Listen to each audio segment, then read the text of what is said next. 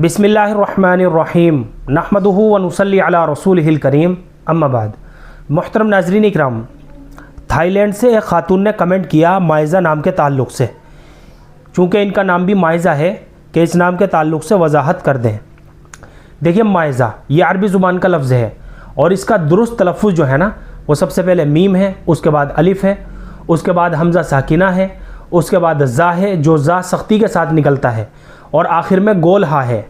माइज़ा ये इसका दुरुस्त और सही तलफ़्फ़ुज़ है और ये अरबी ज़ुबान का लफ्ज़ है। और अरबी ज़ुबान में माइज़ा के माना आते हैं अलग करना और उसे दूसरी चीज़ से मुमताज़ करना, यानी अलग करने वाली, मुमताज़ करने वाली और छांटने वाली। और एक मतलब है माइज़ा नाम का किसी चीज़ को फ़ौक़ियत देने वाली। ये सारे के सारे माना जो है ना, ये माइज़ा नाम के माना है हमज़ा साकिना के साथ माइज़ा।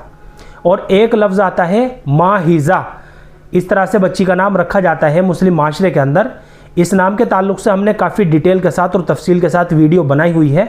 माहिज़ा हा के तलफ़्फ़ुज़ के साथ। ये तलफ़्फ़ुज़ जो है ना, लुग़त की मोतबर किताबों के अंदर बिल्कुल भी मज़कूर नहीं है। लिहाजा हमें अपनी बच्ची का माहिज़ा करके ये नाम बिल्कुल भी नहीं रखना चाहिए। अलबत्ता माएज़ा हमज़ा के साथ, हमज़ा साकिन के साथ माएज़ा करके ये नाम हम अपनी बच्ची का रख सकते हैं।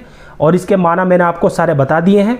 इसके माना के ऊपर भी अगर हम गौर करें तो बच्ची का नाम रखने के लिहाज से इसके माना के अंदर किसी भी तरह की कोई ख़राबी की बात नहीं है, कोई हरज की बात नहीं है। लिहाजा हम अपनी बच्ची का माइज़ा करके ये नाम रख सकते हैं। बच्ची का माइज़ा नाम रखना बिल्कुल दुरुस्त है और जायज़ है।